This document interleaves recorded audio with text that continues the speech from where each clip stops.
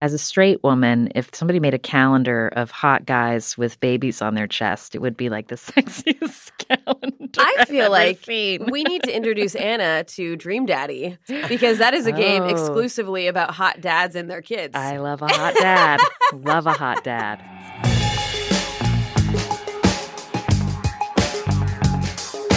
Welcome to Feminist Frequency Radio. This is episode 49. I'm your host, Anita Sarkeesian, and I'm joined by my fellow known donor, Carolyn Pettit. Hey, hey. And our very special guest, Anna Sale. Hello. This is the show that asks you to be critical of the media you love, or alternatively, we're the feminist killjoys coming for your media, depending on your perspective. Today's show is going to be all about Netflix's Private Life, a new film about a couple coping with infertility. After that, we'll finish the show by each sharing a little something in What's Your Freak Out? Now on with the show. I just said show a lot of times. How's that for professional? We are so excited to have Anna on as our special guest this week. You will probably recognize her voice because she is the host and managing editor of the wonderful Death, Sex, and Money podcast, which is WNYC Studios' interview show about the big questions and hard choices that are often left out of polite conversation. That's right. So we're so rude up in here. We are. Your podcast could just be called Rude. Rude. getting out of the comfort zone. I like that, though. I think, I love your show. It's great. And I think that, too often we get so anxious about, can I talk about this thing that's having this huge effect on my life, but nobody else experiences when everyone else experiences it, Exactly. too. Yeah. That's the secret. When you start saying it out loud, you realize you're not the only one. Yeah, exactly. All right, Caro.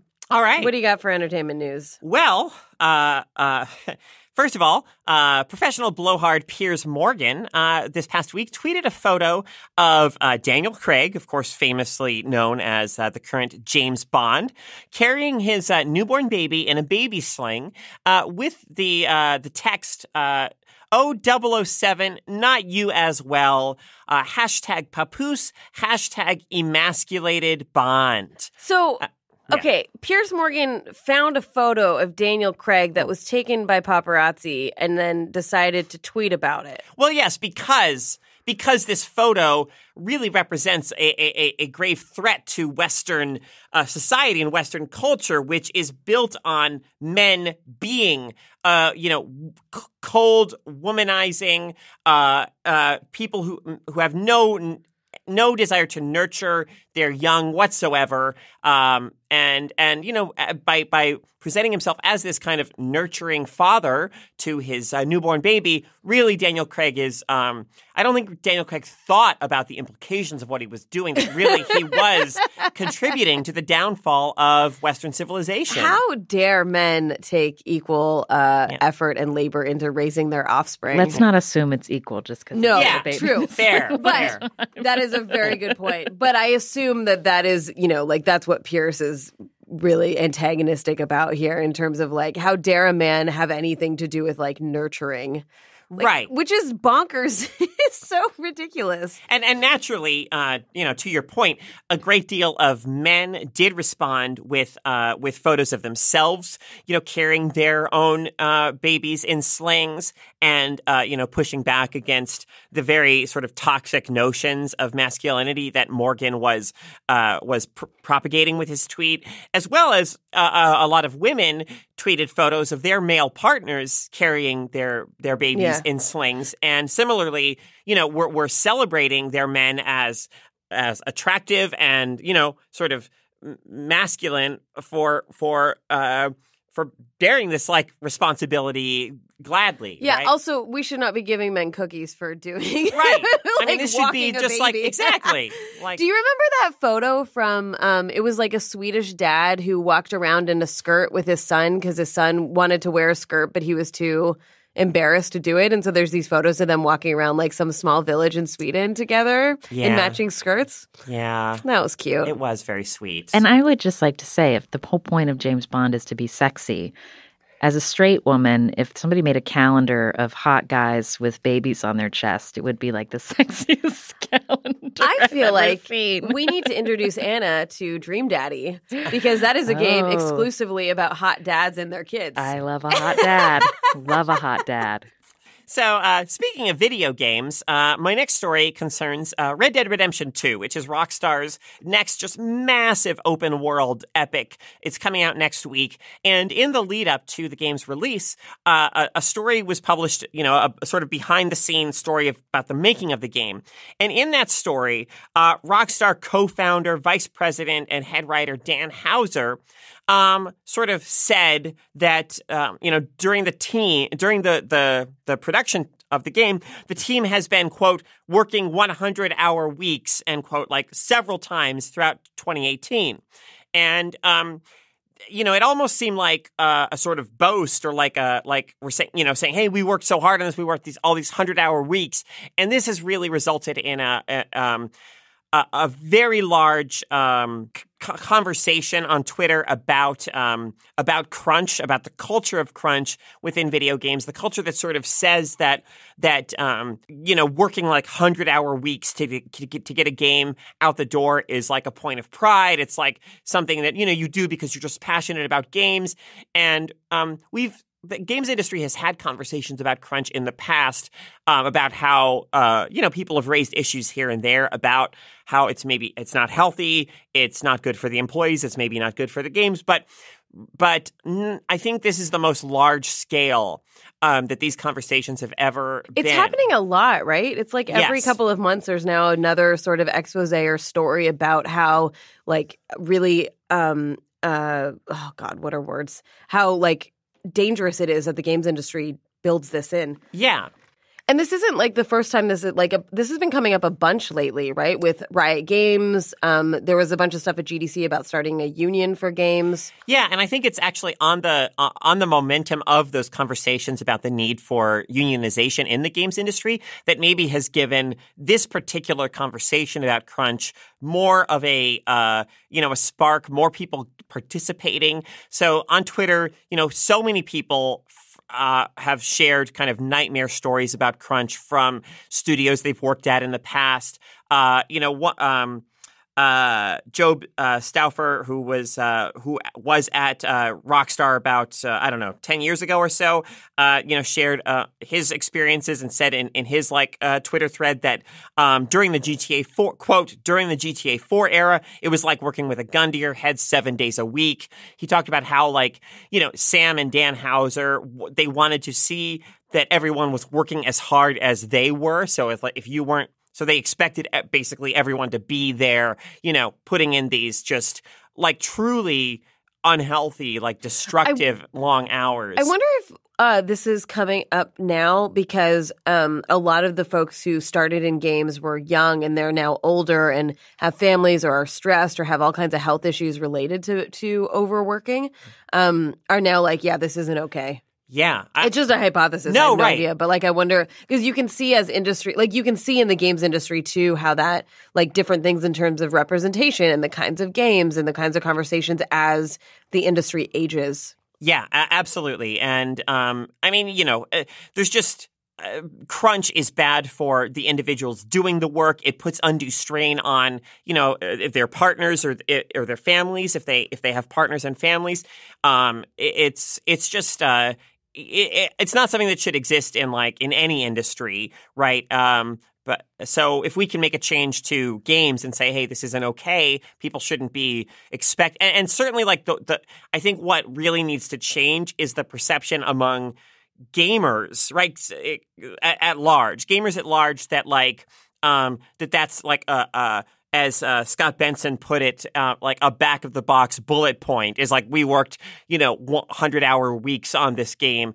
Culturally, we need to start caring about the people who make games as individuals, as human beings, more and less about the sort of corporate, PR messaging that has come to frame this as a positive rather than what it actually is, which is really, really awful. Right. And also naming it crunch is this cute little name for literally exploiting labor. Exactly. Right. It's totally And labor. I'm sure other industries have this problem too, but I think I've talked to some folks who work in tech but not games who are it happens a little bit, but not at all in the way that it does with games in terms of the deadline to complete the game as opposed to working on like some ongoing browser that already exists or app that already exists. Yeah. And I mean, it seems to me like, you can always sort of delay the game for, 3 more months or whatever and work 40-hour weeks, over that 3-month period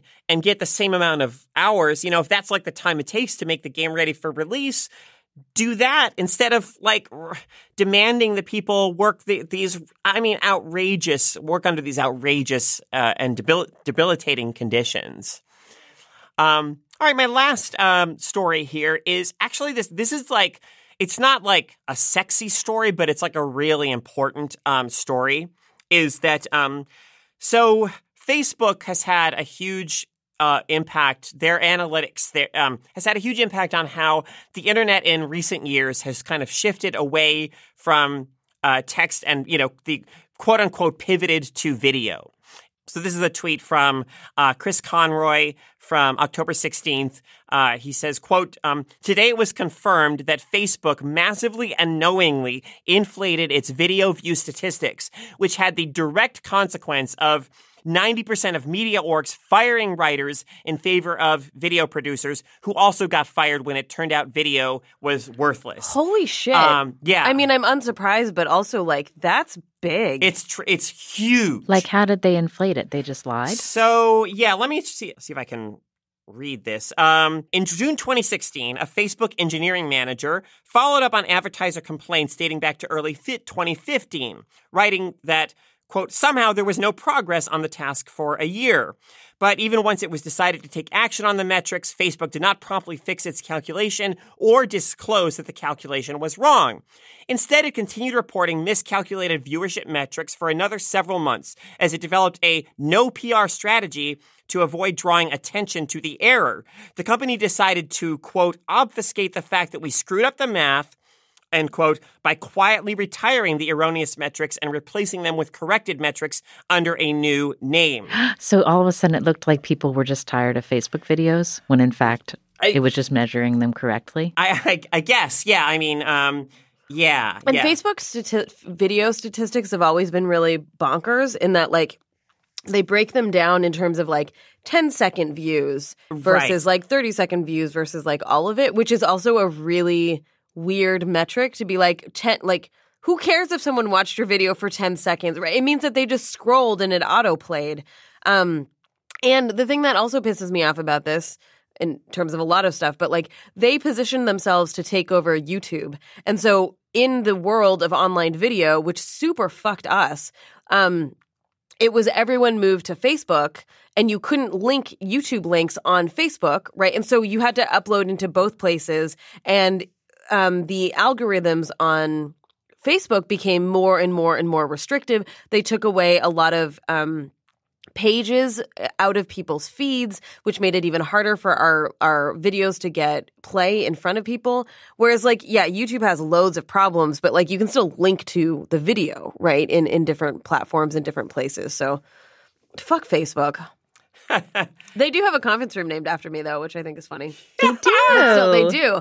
I don't know who did it or why it's there, but I thought that was funny. But also, you have not been in your own conference room? I went and took a photo in front of it, and there were these two dudes who were like having a meeting, and they just kept like looking at us like we were totally nuts and like stalking them, kind of, because we were trying to like get the right without getting them in it. It was a whole thing. It was very funny. Well, that's very cool. Yeah, it's like. I hope in that conference room they're always deciding to disclose mistakes instead of covering them up. Yes, I hope so too. To talk critically about mistakes. I hope so. Yeah. All right. We're going to shift to our main topic this week, which is Private Life. It is Netflix's new movie about a couple coping with infertility and their struggle to sort of keep their marriage going. It's written and directed by Tamara Jenkins, who you would know potentially from, what were the other movies she did? Well, The Savages, The Slums of Beverly Hills. The Slums of Beverly Hills, I was thinking of that too. Yeah, so I actually, when we were talking about the news in terms of crunch, this related to some of the themes in this because this was a couple who are in their 40s who are all of a sudden like, I want to have a baby, and they're going through just like they're spending so much money and so much time and so much emotional energy trying to conceive that there was a comment in it about how they postponed having a baby so that they could have their careers. And I think that's really sort of related to this larger conversation that is happening in the games industry and generally about, like, can you have a baby and a career? Can you have it all? Like this sort of bullshit notion about, like, can women do everything? Right. It's specifically, I mean, it's still women who we as a society expect to sort of make a choice between, like, career and family, right? We sort of, I mean... Yeah, and there are real costs for it, too, in terms of, like, you know, getting promotions and getting pay and, you know, all that kind of shit. Yeah, absolutely. But anyways, yeah, this is definitely a Caro movie. Yeah, so this is actually, it's my favorite kind of movie. And what I mean by that is, like, it's a movie that has a lot of empathy for its characters. You know, it views them with warmth and compassion. They're going through something real. The characters themselves are real in it. Like, they snap at each other, they get on each other's nerves, but they still, you know, they still kind of love each other. It doesn't kind of try to present some idealized, you know, version of what these people are like. They're very complicated, and it doesn't feel nudged into, like, the comedy box or the drama box. It's a film that has, to me, all the humor and the sort of grief and, you know, pain of that a process like this might have in real life. Rolling Stone defined this kind of movie as featuring hyper-articulate characters living complicated, specific lives that a hyper-intellectual filmmaker examines on a granular level. Okay, and I was that's another way of putting it. That's a way of saying this movie is annoying. But I think... No, the reviewer really liked it. I know, but that to me reads as annoying. It's like, these are New Yorkers talking to other New Yorkers about New Yorker things. And I actually... I am sensitive to that dynamic in a lot of independent movies that are produced in New York. I loved this movie, however, because I feel like it's really the first movie that I have seen that has really gotten into IVF and infertility and the complicated questions that age bring up when you're trying to start a family and what's the right way to do it. And what's really cool about this movie, I think, is there's the main character who is trying to get pregnant and has also gone through adoption with her husband. They're, like, trying to figure out how they're going to have a child. Then there's a 25-year-old who's in their life who becomes kind of part of their fertility quest. And then there's a woman in her, say, 50s or so whose kids have left the house and is now dealing with empty nest. And so it's you have these, like, really complicated women characters who are both saying things that, like, oh my God, God, do you have to be that, like, cliched middle-aged person when you say that? But it's so real and familiar in a way that you're just like, it's somehow refreshing to see it on screen in a way that, like, allows you to both roll your eyes at them and want to hug them. Yeah, I agree. So Molly Shannon plays Cynthia, who's the mother of Sadie, who's, like, the, you know, niece, but not by blood. She's like the step niece or whatever. She's a step niece. So it's all kosher that they want to use her eggs. Yeah, right. It's still super, like, emotionally complicated on a family level. But so Cynthia, Sadie's mom, really does not support her daughter's, you know, volunteering to be an egg donor for Richard and Rachel. And I constantly felt like, oh, she's being so unfair to Richard and Rachel because, like, she has two kids and she's sort of belittling, you know, what they're going through. She's saying, like, oh, they're just so fixated on this whole, like, fertility thing. And, like, I mean, well, of course, like, I mean, you know, I mean, when people want to have children, like, that's a huge part of, you know, I mean, not everyone wants to have children. Not everybody has to or should have children. But, like, if you want it, like, it's understandable that it would be extremely important to you.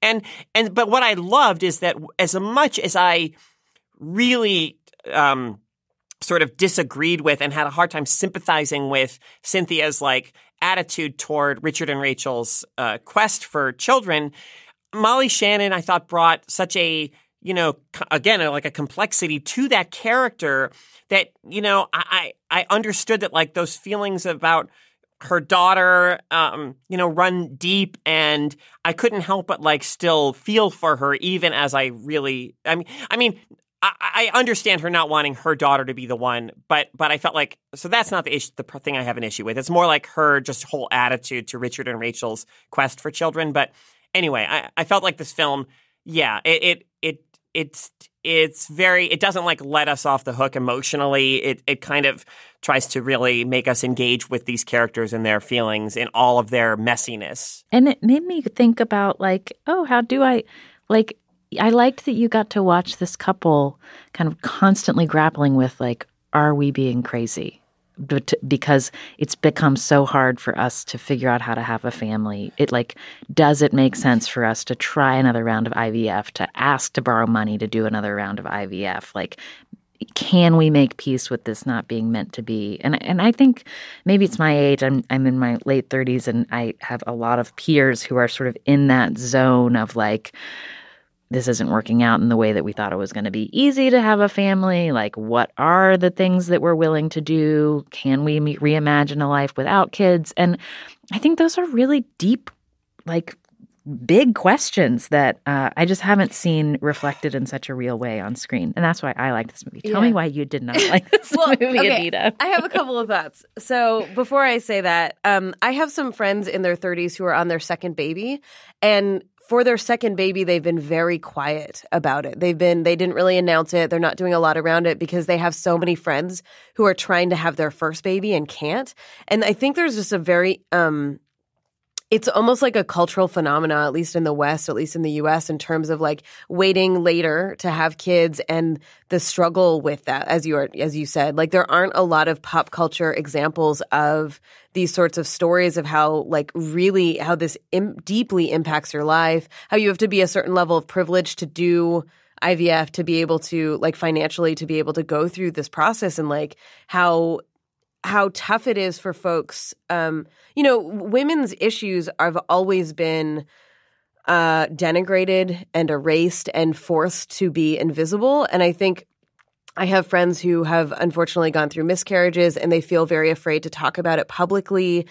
People are told not to talk about their pregnancies until a certain period of time to make sure that it's stable and whatever. But it's not like you're not still feeling the consequences of being – not consequences, that sounds bad. But like if you're having – There are consequences. Yeah. Okay. As a currently pregnant person. I know. That's why I looked at you being like, can I say this? And so I think that there's so much happening around pregnant bodies that are not being discussed, or that people are afraid to talk about. And that, I appreciate that this film is having those conversations. So my struggle with this is that I can intellectually be like, I think this topic is interesting. I think the acting is good. I think that, like, I'm glad that this exists, and still fucking hate the movie. Like, I think it's so boring and so hard. Like, I paused it like 20 times and started doing other things as I was getting through it. And like, I know, like, I looked, there's these beautiful shots there's so many shots. The cinematography was really interesting in that, like, the couple, there's these shots that are like just these panned shots with like, either a bunch of people around them or they're like in a yard alone. Like, it really, the cinematography builds the magnitude of like these people are kind of alone struggling. So like I appreciate all that while still being like, it felt so, okay, I am not trying to have a child. I don't want to have a child. I don't identify with any of these issues. That doesn't mean I can't appreciate the film, right? Like, there's lots of films that I am interested in that have nothing to do with who I am or my experience. But to me, I'm just not super interested in a middle-aged, white, privileged couple going through this. And I don't think it means that it shouldn't exist. I think that it's just like, I'm not interested personally. Yeah, because, obviously I want stories like this, as human and complicated as this, about, people of color, poor people, like everyone, but there were no people of color in this. No, and that's true. That's there was valid. One photo of a egg donor that was like a light-skinned black woman, and that's valid. But I don't think that means. I feel like those stories should exist alongside stories like this. Like that doesn't mean that this story is invalid. It means that those stories are lacking. 100%. It is a filmmaking style that that doesn't resonate with me, which is the tension that Carolyn and I constantly have. And like, I think it was in the New York Times review of it, he talked about how these are not exaggerated lives, that they are just very like how it kind of is and very realistic. And I wonder if that's some of the tension for me of like, I want a little more. If it's supposed to be so ordinary, like, why not have more ordinary people than privileged New Yorkers who have these creative careers who are trying to have But babies? also, like, I don't want to say that. This is why I really was like, oh my God, I don't know what I'm going to say about this movie. Because I completely understand that a lot of my issues with it are very personal in terms of the aesthetics that I'm interested in. Not that it shouldn't exist or be a thing. Right. Given that these are privileged white New Yorkers, I think that the film, to its credit, it taps into real issues that go beyond just the struggle for fertility for a child. Like one little moment in the film that I loved is, so Rachel's a writer. She's a novelist, I think. And she has a new book coming out. And at one point, like, her editor calls her and says, like, did you see the book jacket? Like the new book jacket design was released. And she goes and she looks at it on her computer, and and it's this woman, with like blonde hair and like some, I don't know, like frilly dress standing in like a cornfield or something, looking longingly into the distance. Right? And this title, which is Women's Studies, is written in this kind of frilly font and everything. And, we cut to Rachel a bit later saying, like, it completely misrepresents the book. Like, if I were a man, they wouldn't make the book look like a fucking cupcake. And, like, I mean, I love that because, I mean, it's so true that, like we think of there's writers and then there's women writers, right? And, like, oh, it's a woman writer, therefore we have to make her book sort of look chick lit-y or something, and, like, it's such bullshit. And, like, I think it does. The movie does some interesting moments like that I appreciate, or like sort of. I laughed out loud at the moment where Richard was supposed to be jerking off in the room and the porn was playing, and it was just like very mainstream sort of like misogynist porn playing, and he was like just sitting there doing nothing, looking at it, just kind of being like, oh, is this supposed to be a thing that gets me out? And then it was just this lovely comedic moment where he tries to turn it off and the volume goes up, and then he gets up with his pants down trying to turn the TV off. The batteries fall out because he hits the remote. Like, that whole thing, I was like, I think that's, like, I could see that happening. Like, I could see that very moment happening, which one of the things I appreciated was that I felt like they were like co-stars of it. I didn't feel like it was more about Rachel trying to get inseminated as much or get pregnant as much as it was about both of them. And they showed the struggles that it takes on, in this case, a hetero relationship, right, on the male partner. And, like his emotional costs. There's a scene at the end where he's like, I hate to say this, but I'm sort of relieved. And she's just like sitting there so upset. And he's just kind of like, I can't do this anymore.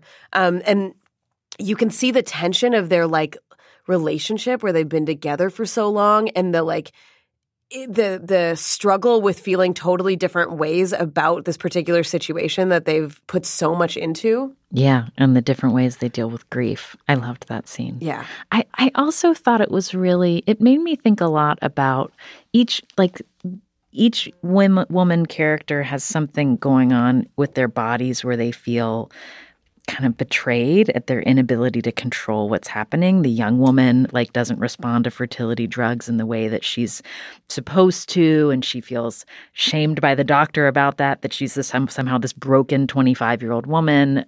Rachel obviously can't get pregnant and is really frustrated by that. There's a wonderful scene with Molly Shannon, who's like, the middle-aged mom whose kids have left, and she finds this like hair growing on her chin, and she's like pulling it out, and there's bleeding, and she's like feels so embarrassed, and she gets caught, and it's just like all the ways that women like have these secret things happening with their bodies that are just, it's so shaming.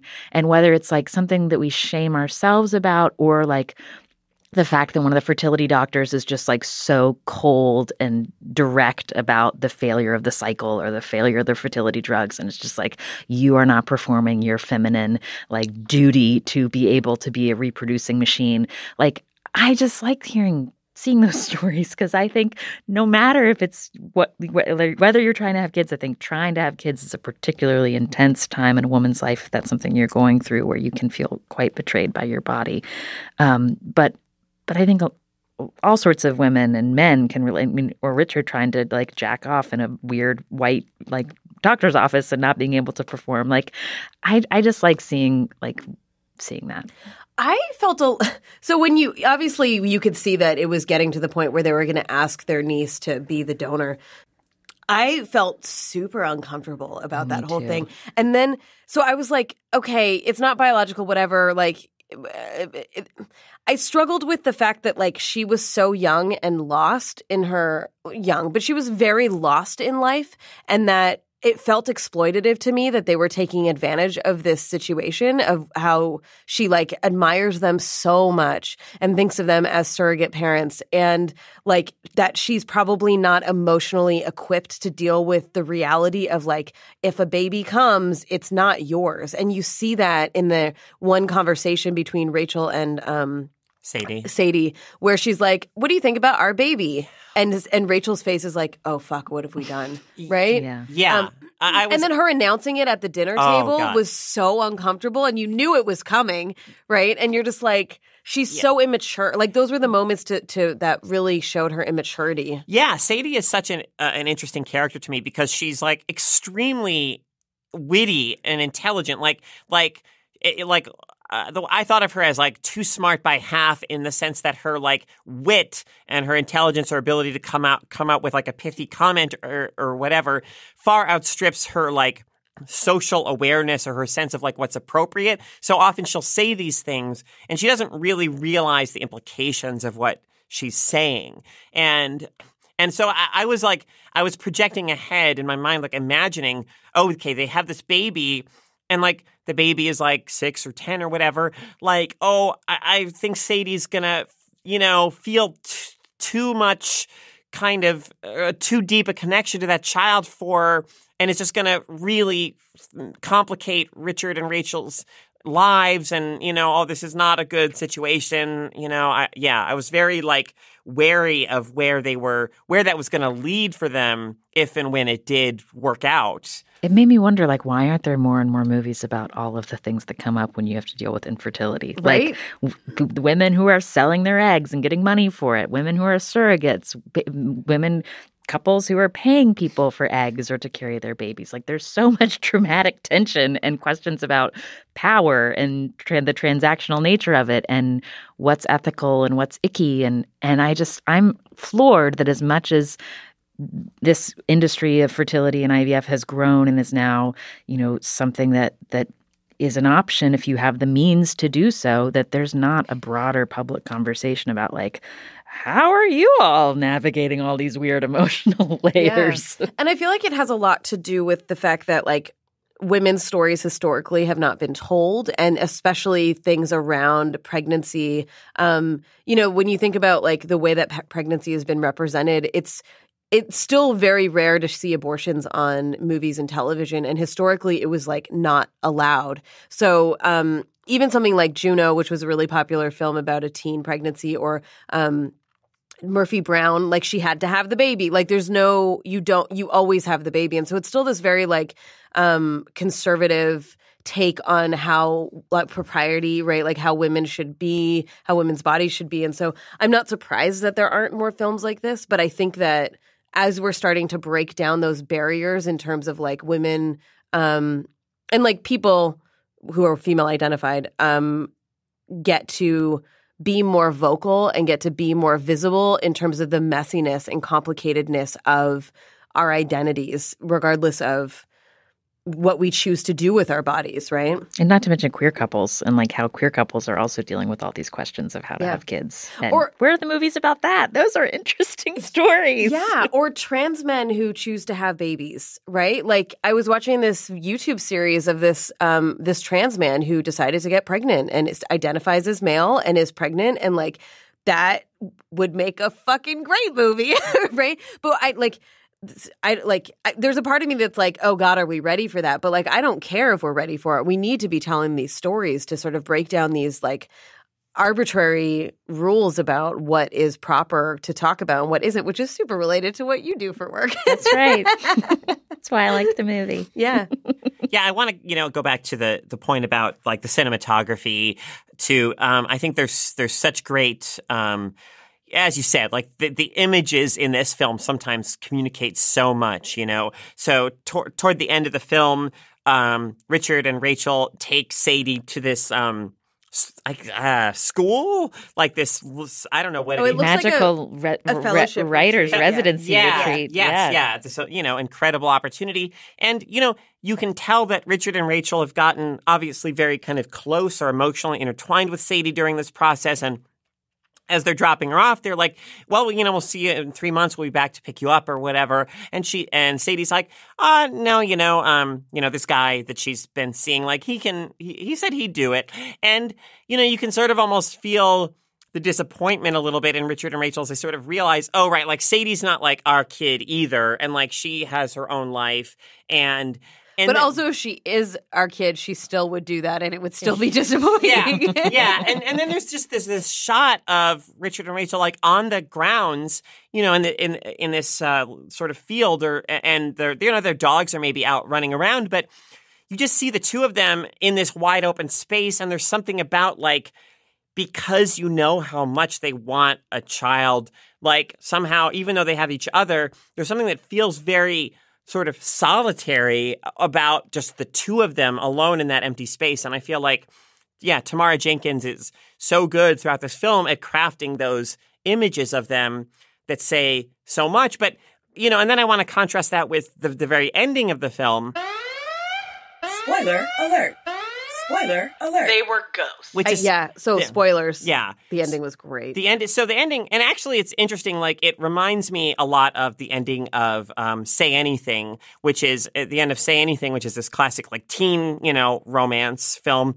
You have the two, you know, lovers, John Cusack and Ione Skye, like on a plane, and they're just like holding hands, and they're just like waiting, and you don't really know what's ahead of them. And then, you know, the movie ends. We know they broke up eventually. Well, I don't know, Lloyd Dobler. Come on. Yeah, probably. But, you know, and in this film, too, it's like that sense of, you know, like, we don't know. Like, are they still, they're still on the quest. They're giving it another shot. But we don't know if it's going to work out for them or not. But I still feel like, that I felt more heartened by. It's like, oh, but they're still in it together. They still have each other, you know, come what may. And that, you know, it was like, I felt okay leaving them there in that moment. Mm-hmm. I thought Jenkins did a really good job of using repetition as an emotional device. So, like, you see the first time they go through, I think it wasn't IVF, it was something else. I forget what it's called. But like you see her doing the shots, getting the procedure, going to the doctors, getting blood drawn. You see that happen twice. And they did the same thing with the adoption. And like the moment you see the second adoption go around, you're like, oh God, please don't like emotionally do that to yourselves again. And they're such good actors. You see the depletedness of their faces where they're like, we can't get excited about this because we know what could happen, but we're still excited about it. And the last shot of just like it actually reminded me of the end of Call Me By Your Name, because it's this shot of just like staring into their faces of like almost oblivion in some ways, like this anticipation, and then the credits roll and it just keeps going. That's true. And it's so emotionally full, and like the possibilities and the disappointment that comes with it. Like I thought that was a really beautiful way to end this. Yeah. Yeah. I kept watching. Yeah. I was like, Netflix, don't flip to the next thing. No. I want to watch the whole credits sequence. I mean, Paul Giamatti and what's her name? Jessica Hahn. This is Anna from the future. I meant to say Catherine Hahn, the actress, not Jessica Hahn, the woman who accused televangelist Jim Bakker of rape back in the 80s. Catherine Hahn. Now, back to the show. Yeah, are such wonderful actors that, you know, I mean, just looking at their faces is like fascinating because they and her bad bangs. I loved her bad bangs in this movie. Like her hair needed to be brushed. Yeah, the entire I know. time. They just inhabit those characters so fully. It's great. Another, you know, speaking of like repetition or little kind of callbacks throughout the film, another thing that I thought that I loved is early in the film, as they're at the clinic or something, you know, and they're sort of their emotions are heightened, and Rachel says something like, "Oh, I don't even know if this is ethical," because there's a lot of conversations about like, well, the state the planet is in right now and those kinds of things, and Richard is like, "Oh, the person who said that is an idiot," like, of course, but later in the film, it's Halloween, and these kids come up to do some trick or treating. And one of them is dressed as like global warming, and as their kids are like, "Oh, that was so good!" Yeah, and as the kids are like walking away with their candy, like Richard just sort of calls after them, like, "Sorry about the planet," and like I loved that moment. Yeah, that was really good. Yeah, I remember making a note about that. He's like, I was like, "Can I dress up as global warming for Halloween?" That's such a good idea. The one thing that I found awkward, is listening to Richard talk about egg donors as potential sexual partners, right? Where he was like, "She's hot." So funny. No, it's so cringy, but I'm like, dude, no. Yeah. That's not how you talk about your egg donor. But so like, it's this weird thing because, like you partner with people that you are sexually attracted to is the idea, and then you have babies together. So like there's a part of my brain that's like, well, it makes sense that you would want your egg donor to be attractive to you, but also that whole thing was so fucking gross, like deeply sexualizing these women. Like that was, the wife, Rachel, was like, she went to this school and got this degree and has these intellectual merits, and he's like, I like her face. She's got a good body. And I'm just like, oh, this is so gross. So gross, but also like that's what it is when you're scrolling through. It feels like a dating app, right? Saying out loud what the combination of things that you're thinking about. You're sizing them up. Like, do I want this woman's biological material in my baby? Like, do you swipe right on these women? I don't know if you swipe right or left or yes or no. I've never used a dating app before. But I've never looked at like what it actually is to look at a gallery of egg donors. I wonder if how realistic what they portray in the film is, because if that's what it's like wow. Like just these like, shots of women and I was wondering that. Credentials. So at the beginning, when you first see them in the clinic, like she gets in a robe and wears a head. What's the fucking word? Like a shower cap? Yeah, a shower cap. And they're all just sort of sitting together in one big room, and like there's like they're laid out in beds, like almost what I would imagine like a wartime bunker, like a hospital bunker or something. And I was like, don't spending tens of thousands, if not more money, like opt you into a private room in this process? Like, was this just for the visual style of what's happening and the bigness of it? Or is this like actually the space that you do this in? Does it feel like mass manufacturing? Yeah. Yeah. Mm-hmm. I did wonder about that. I do know from what I've learned from friends that the waiting room scenes are very realistic, like packed people not making eye contact. Sure. And just like the fraughtness of what you're gathered there to do together, even though, you're all kind of doing it for the same sincere thing. reasons. Yeah, but you still feel the shame of having to be in that waiting room. Yeah, totally. All right. Well, that was a movie that you could watch. That I highly recommend. Yeah. Yeah, it's on Netflix now. I think it had a short run in theaters, but you can watch it on Netflix. Yeah. And, if this is your jam, cool. We will just have to disagree about that. All right, let's move on to What's Your Freak Out? Carolyn, you want to start us off? Sure. So my freak out is, so a few days ago I got an email from a friend whose ideas and opinions about video games I really respect. And, he was saying that, surprisingly, he was really enjoying the new game, Assassin's Creed Odyssey, which is, it's set in, ancient Greece. And, it's another in this long franchise of Ubisoft games, the Assassin's Creed games. He was commenting on, the detail of the world, the sort of the richness of some of the characters, the effectiveness of some of the story beats, but also like the one thing he said that really got me intrigued in the game. So you can choose between two characters. There's a male character, Alexios, and there's a female character, Cassandra, he's playing as Cassandra.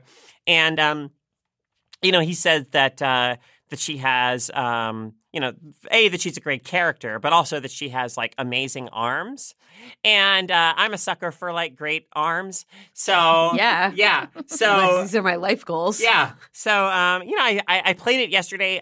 On our streams, we do weekly streams, twitch.tv/FemFreak. So follow us there on Twitch. Join us for those streams if you'd like. And I mean, I really am really impressed. I've only played like 90 minutes of it so far, but my initial impressions are like way better than I was expecting. A lot of times, at least I've not been a big fan of the Assassin's Creed franchise. Sometimes the games feel pretty janky. They feel rushed out, to meet like an annual like release cycle. This game feels, at least initially, very like solid, very hefty, very like well put together, substantial. The world does make a really great first impression. It is so detailed. It feels so alive and lived in. And, I mean, there's still something powerful to me about, stories that like remind us, because I think it's easy for us to forget that, oh yeah, people who lived 200 years ago or 500 years ago or a few thousand years ago, like their lives were as immediate and as full of energy and like emotion and laughter and pain and everything as ours are now. Like, anyway, but yes, Cassandra has like totally amazing arms. She's that's the point. That's really the point. And so thank you, Ubisoft, for giving us like a really great kind of female character, model with that attribute. I approve. Angela Bassett arms. I appreciate it. And so normally, as I said, I'm not interested in Assassin's Creed, but I will probably be playing more of this game. Because it makes it makes a good first impression. Nice. Yeah. Anna, do you have a freak out for us? One thing I've really been enjoying lately, and I've been watching it in like 20-minute spurts during toddler naps. So but I keep loving like going back to it. Is I'm watching the documentary Quincy on Netflix, which is about Quincy Jones. Oh. Rashida Jones made it, his daughter, and it is like stunning in its scope. Like, I mean, first of all, you're like dealing with Quincy Jones and his music career, which like goes from like working with Frank Sinatra to producing The Color Purple and the score for The Color Purple to Michael Jackson's Thriller to like, I mean, every important person in music, it seems like during his lifetime, he has somehow touched and worked with.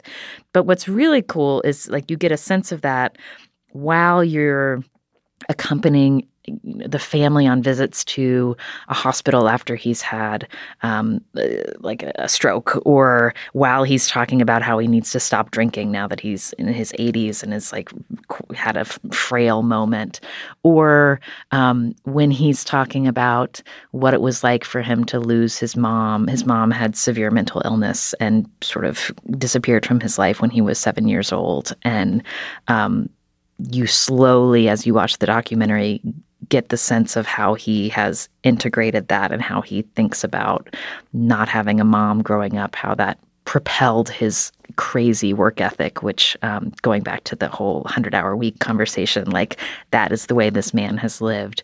And so I feel like you really get to know him, and the fact that it's made by his daughter, sort of being very kind of close up to the choices he's made and the mistakes he's made and his relationships and his life, and still seeing he's got a bunch of daughters and one son, and seeing these scenes where his daughters are still they're very adoring of their father, even as I feel like they kind of deeply know him and his flaws. It's just made me think a lot about family and about the power of sort of self-aware men, and the conversations that can happen when a man is self-aware with his daughters. Like it's really a great movie, and nobody could make it besides Quincy Jones's daughter. But it's like a gift, because it's this very intimate window into this huge cultural figure who has shaped so much of the music that we've consumed over the last 50 years. Yeah. Do you feel like like that she is able to direct the parts that are like does she include the sort of critical aspects that you're talking about? I think like it's interesting how because her parents are divorced. Basically, like he's had a couple of marriages, and I think that her mother is the last marriage that he had. I'm not sure. I haven't gotten to the end of the documentary yet. But it includes narration of Quincy Jones, like narrating himself. So clearly it's like an authorized autobiography kind of thing. But then you also hear her mom narrating the end of, her sort of take on the end of their marriage. So it's not, it's obviously made by someone who loves Quincy Jones very tenderly. So it's not, I'm sure that he has rough edges that were sanded down in ways that we're not seeing. But I actually feel like because I know that, it's so clear in the filmmaking, you hear her calling him daddy from off camera. Like you just like, you're like, okay, this is how this daughter views her father. And so somehow it feels like very intimate. Like I'm like, I appreciate that, even though probably another filmmaker who didn't feel as invested in making sure he came off looking heroic would probably make a different film. But I like how close up it feels. Yeah, I didn't even know about it. I want to check that out. It's good. Quincy Jones, I mean, amazing what he has done in his life. It's amazing that he is still among us, and we're not all the time talking about Quincy Jones. Yeah.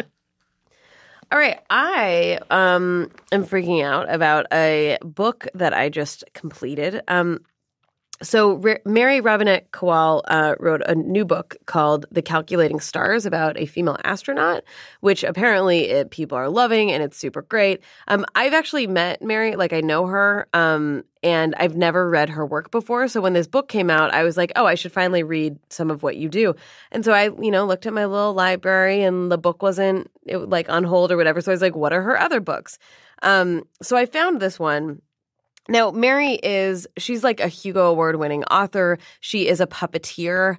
She's a teacher. She's a voice actor. Like, this woman is incredibly talented. I've seen her do like mini lectures about story and building narrative and story. And I like cornered her at a conference. It was like, talk to me about everything, please. Explain all the things. And she was such a delight to do that. So like, I've been really excited to see how like listening to her talk about structure and then see how it translates to creating it.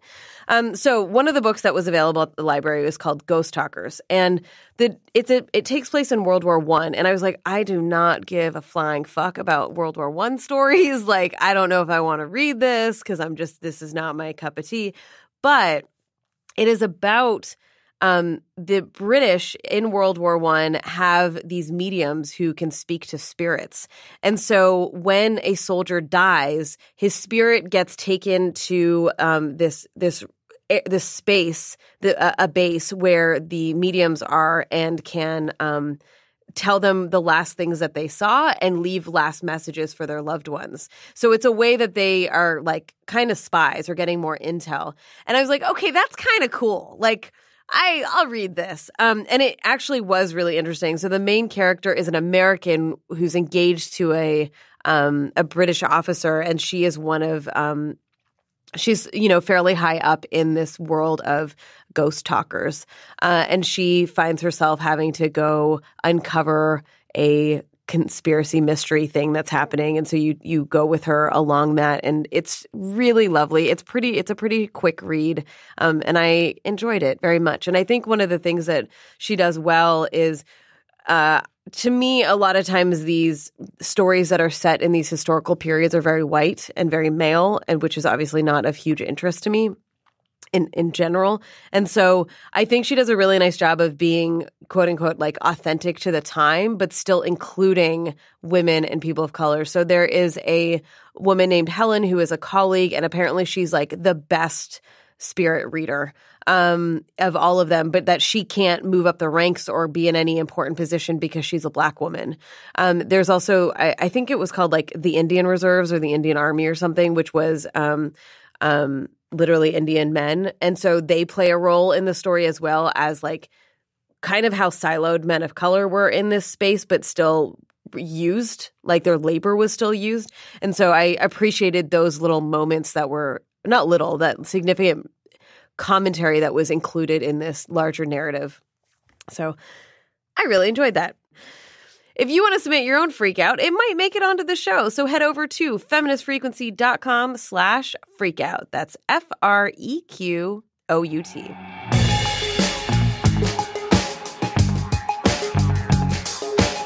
All right, that's it for this week, but you can catch us back here every single Wednesday. Stay tuned for the bonus episode, which is only available as backers of this podcast, which you can be very easily. Just head on over to d.rip/femfreak. If you're enjoying the show, please rate and review us on iTunes. And, when you're sitting at the doctor's office waiting for a really invasive procedure, just talk to your fellow patients and be like, hey, I've been listening to this great podcast. You should check it out. Feminist Frequency Radio. What's up?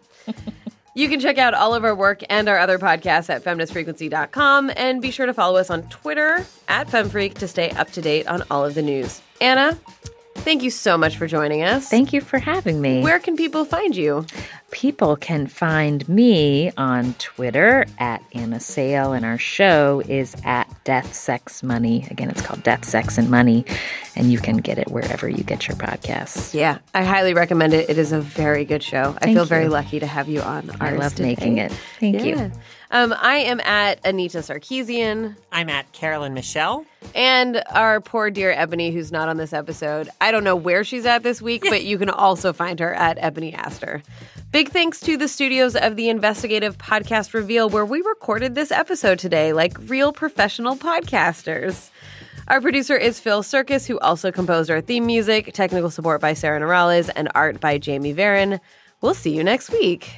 Later. Bye.